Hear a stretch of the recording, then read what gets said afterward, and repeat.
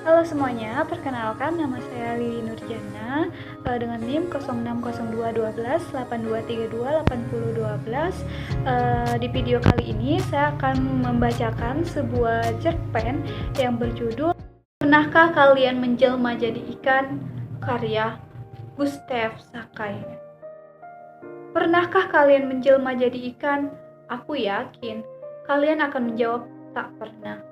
Andai ada yang menjawab pernah, tentu akan segera menyambung dalam mimpi.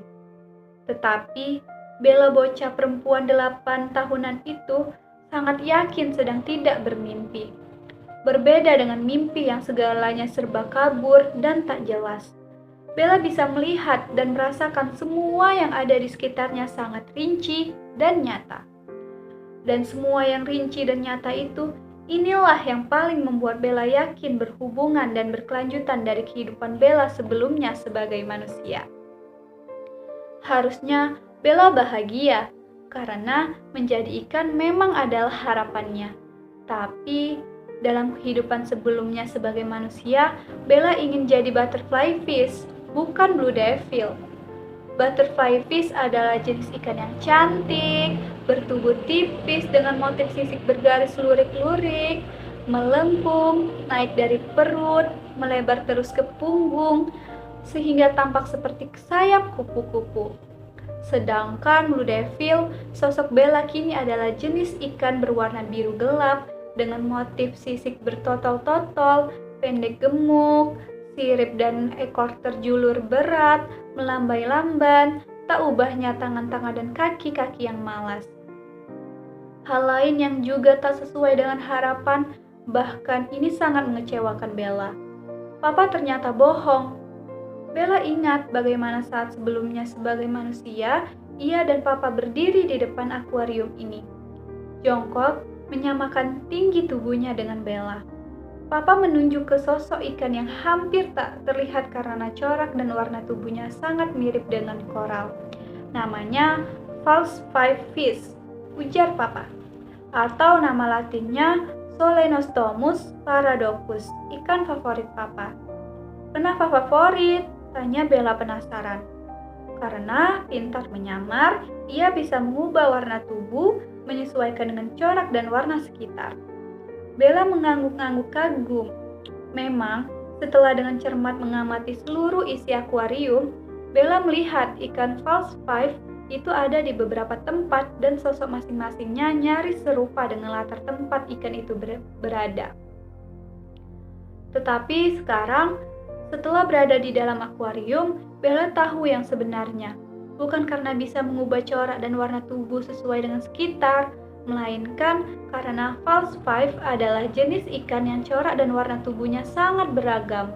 Dan untuk menyamar, masing-masing ikan sengaja memilih tempat berburu yang sesuai dengan corak dan warna tubuhnya. Haha, kenapa Papa berbohong? Tetapi, Papa memang suka berbohong. Tidak sekali dua kali kebohongan Papa didapati Bella. Mendadak, pikiran Bella berkelebat ke hal lain, ke akuarium ini. Papa pernah bilang, kaca akuarium mereka terbuat dari bahan langka yang kalau ikan-ikan melihat ke luar akuarium, semua manusia di luar akuarium akan tampak wajah aslinya. Wajah asli? Ingin tahu? Sangat penasaran tentu. Bella langsung bertanya, wajah asli gimana, Papa? Wajah asli yang berkaitan dengan sifat manusia. Misal, bila manusianya jahat, buas, maka wajah si manusia akan tampak seperti harimau atau yang semacamnya. Jahat, buas, ditambah licik, maka wajah si manusia akan tampak seperti ular, hina, atau yang semacamnya. Kira-kira begitu. Tentang keajaiban kaca akuarium ini, Bella segera ingin tahu, apakah Papa juga berbohong? Akuarium ini lebih tepatnya oceanarium, karena berekosistem air laut terletak di ruang kerja Papa Bella. Disebut ruang kerja, bukan kamar kerja, karena ruang kerja Papa Bella sungguhlah luas. Ada 3 ruangan yang kalau ketiga ruangan digabung, luasnya hampir 150 meter persegi. Menempel tapi tampak seperti terpisah dari rumah induk, dengan luas seluruh bangunan rumah 500 meter persegi. Papa Bella sengaja membuat arsitektur rumah seperti itu karena ia seorang tokoh teras sebuah partai politik yang kadang tak jarang menerima tamu dalam jumlah banyak. Oceanarium terletak di ruang kedua. Sudah ruang tamu yang luas, sebelum ruang kerja pribadi Papa Bella. Ruang kedua ini sebetulnya juga berfungsi sebagai ruang tamu, tetapi untuk tamu-tamu khusus dan penting, para petinggi partai politik. Bila Papa Bella menerima tamu di ruang kedua, Bella bisa merasakan suasana khusus dan penting itu. Papa bisa tak nongol-nongol ke rumah induk sampai seharian. Dan bila kedatangan tamu-tamu khusus itu bertepatan dengan saat Mama juga tak di rumah, maka lengkaplah Bella kesepian. Tetapi tidak, kini tidak lagi. Tak akan pernah lagi Bella merasa sepi, karena telah jadi ikan. Lihatlah, kini Bella punya banyak sekali kawan. Selain butterfly dan false pipe, jenis-jenis ikan lain sangatlah ramai. Yellow tang yang mirip-mirip butterfly tapi warna tubuhnya melulu kuning, watchman goby, si tubuh udang yang lincah, dotty back yang selincah tampak pendiam tapi ternyata agresif, clown, si badut yang lebih kalian kenal dengan nama Nemo, dan banyak jenis ikan lain dengan pola dan tingkah mereka yang lucu-lucu. Walau menjelma jadi blue devil, tidak butterfly fish seperti yang Bella harap, bukankah dunia Bella kini memang terasa lebih menyenangkan? Bella akan bergabung dengan blue devil lain. Ketika ada suara-suara di luar oceanarium, Bella menoleh, memandang ke arah pintu ruang kerja Papa. Dan benar, daun pintu kini terbuka. Dari balik pintu dari ruang tamu pertama, tentu beberapa sosok muncul, melangkah masuk ke dalam ruangan. Bella mengalihkan gerak, berenang mendekati kaca, dan betapa Bella terkejut. Sosok manusia yang melangkah masuk itu, semua berkepala binatang. Harimau, hina, ular, buaya, babi. Oh, kali ini Papa tak bohong, batin Bella. Bahkan wajah asli itu bukan hanya wajah, melainkan seluruh kepala. Mata Bella kian nanap memperhatikan Papa dan tamu-tamu pentingnya. 3 sosok berkepala hina, 2 sosok berkepala ular, dan 3 lainnya harimau, babi, dan buaya, masing-masing 1 sosok. Bella mencari dan menerka-nerka yang manakah sosok Papa. Semua seperti tak cocok. Semuanya binatang buas dan berbahaya. Tetapi babi tidak. Apakah yang berkepala babi adalah Papa? Dari gerak-gerik ke-8 sosok yang kini duduk melingkar di meja persegi 6 itu, sepertinya yang berkepala babi memang adalah Papa. Bella ingat, sosok berkepala babi itu juga yang tadi pertama muncul ketika daun pintu terkuak. Meja persegi 6 itu terletak cukup jauh dari oceanarium, sehingga Bella tidak bisa dengan jelas mendengar percakapan ke-8 sosok itu. Beberapa kata karena sering diulang memang tertangkap oleh telinga Bella. Kampanye, uang, calon kita, tim sukses, tapi tak seorang pun dari mereka yang menyebutkan nama setelah kata Pak. Ada juga kata-kata saham, ATM, bos besar, ketua. Ketua? Tidakkah panggilan ketua itu biasa ditujukan untuk Papa? Walau Papa tak membolehkan Bella ada setiap Papa menerima tamu, sapaan ketua pernah Bella dengar dari teman-teman Papa. Entah itu di percakapan telepon ataupun pada titipan pesan melalui Om Rudy. Kalau begitu, tak salah lagi. Orang yang pertama muncul itu si babi memang adalah Papa. Dan Om Rudy, ingatan Bella kepada Om Rudy, sopir Papa, membuat Bella juga jadi ingat tentang hal-hal lain yang pernah ia dengar dari si sopir. Walau tak begitu mengerti, Bella bisa menduga kesibukan papa yang tinggi hari-hari ini karena di beberapa daerah akan diselenggarakan pemilihan kepala daerah atau singkatan yang sering didengar Bella, pilkada. Kedelapan sosok berkepala binatang di meja bersegi 6 itu kini tertawa keras. Si kepala babi berdiri menjentikkan jari ke udara, seperti ada persoalan besar yang terpecahkan dengan gemilang. Seorang lain, salah seorang dari yang berkepala hina, juga berdiri merangkul si babi. Mereka berdua, sementara yang lain masih tertawa-tawa, melangkah ke arah oceanarium.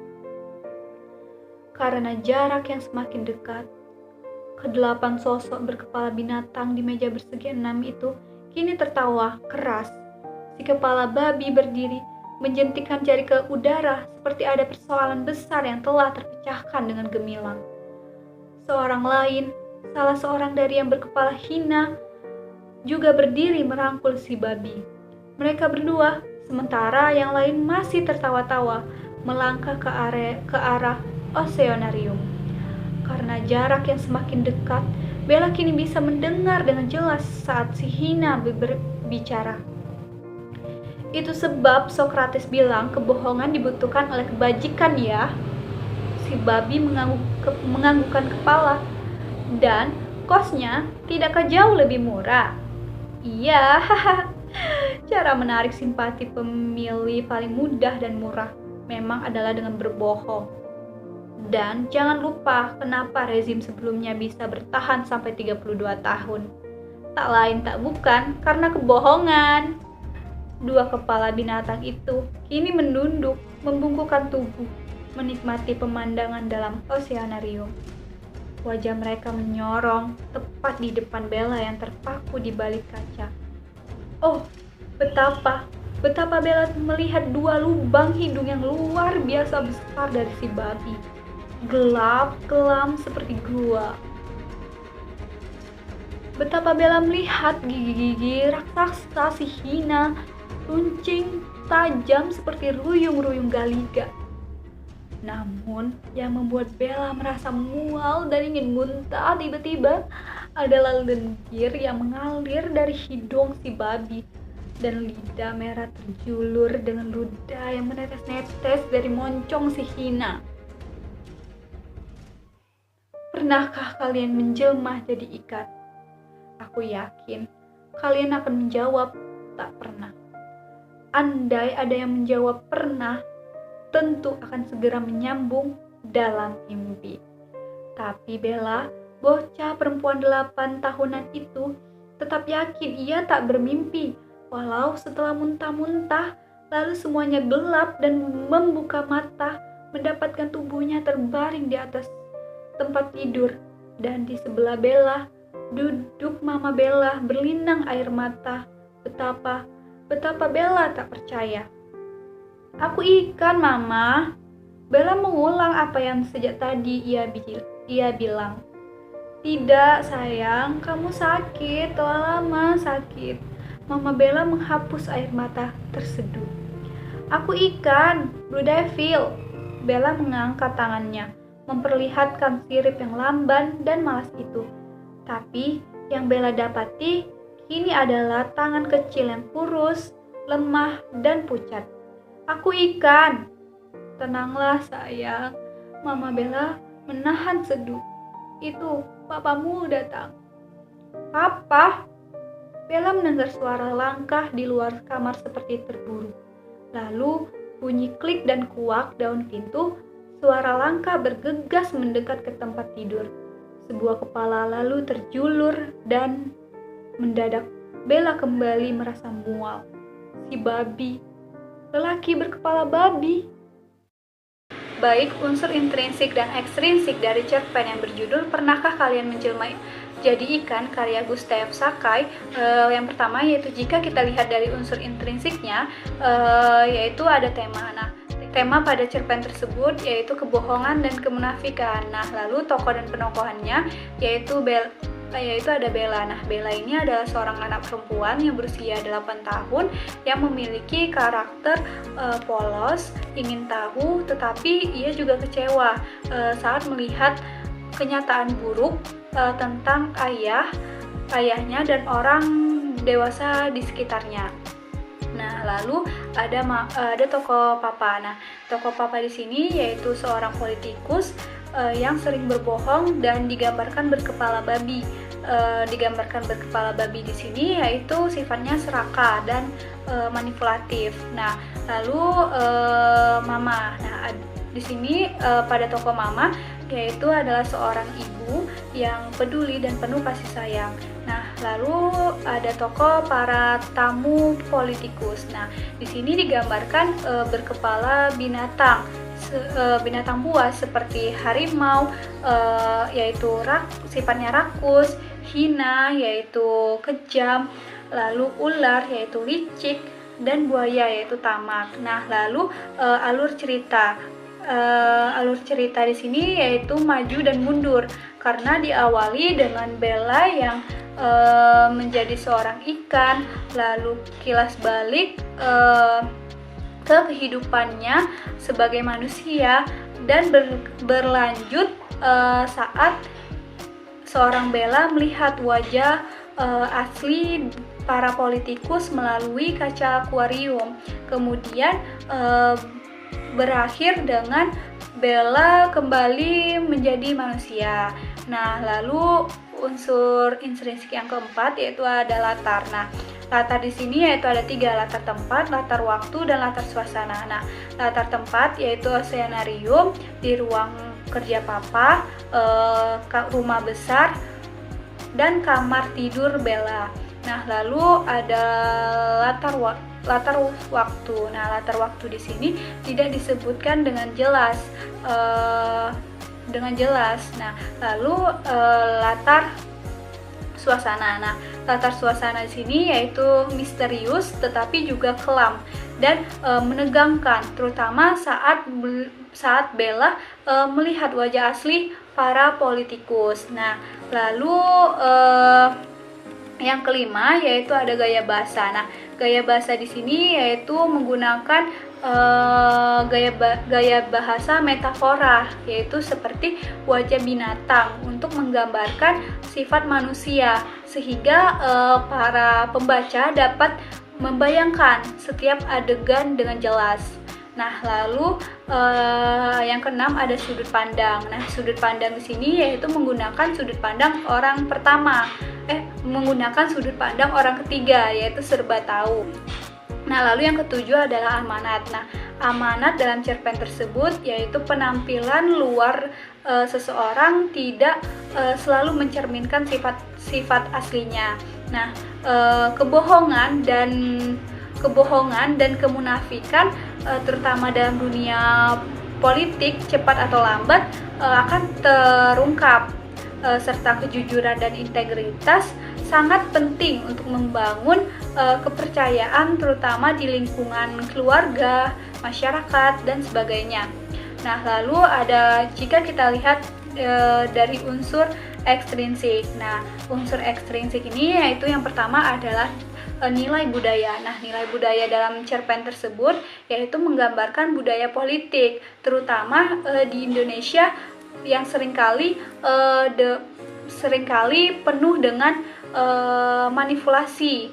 Lalu yang kedua yaitu nilai moral. Nah, nilai moral yang terdapat dalam cerpen tersebut yaitu yang pertama pentingnya kejujuran dan integritas sosial dalam kehidupan sehari-hari. Nah, lalu yang kedua yaitu kebohongan tidak hanya merugikan orang lain, tetapi juga merusak hubungan pribadi seperti keluarga.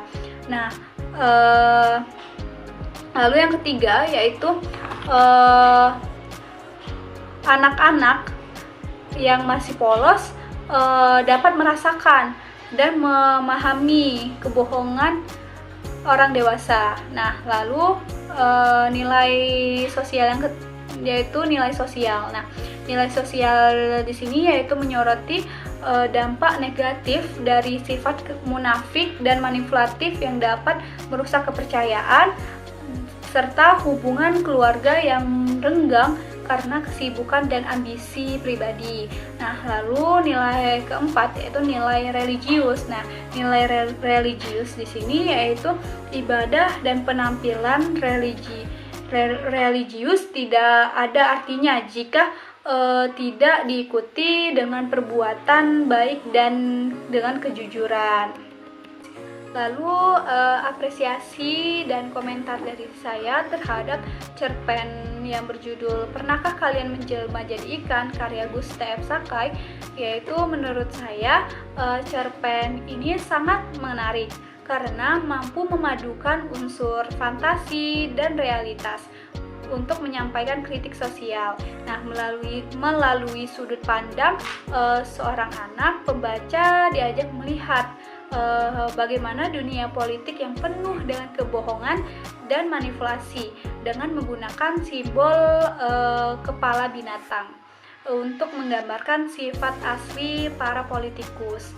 Nah, selain itu, ketika Bella melihat ayahnya sebagai sosok berkepala babi, dapat memberikan pesan moral bahwa sekali seorang kehilangan kepercayaan, maka citranya akan sulit dipulihkan. Nah, cerpen ini berhasil menggugah perasaan dan pikiran pembaca, sekaligus mengajak untuk merenungkan pentingnya kejujuran, terutama dalam dunia politik dan kehidupan keluarga. Sekian dari saya, terima kasih sudah menyimak. Saya mohon maaf apabila ada salah kata. Saya akhiri dengan mengucapkan wabillahi taufiq wal hidayah. Wassalamualaikum warahmatullahi wabarakatuh.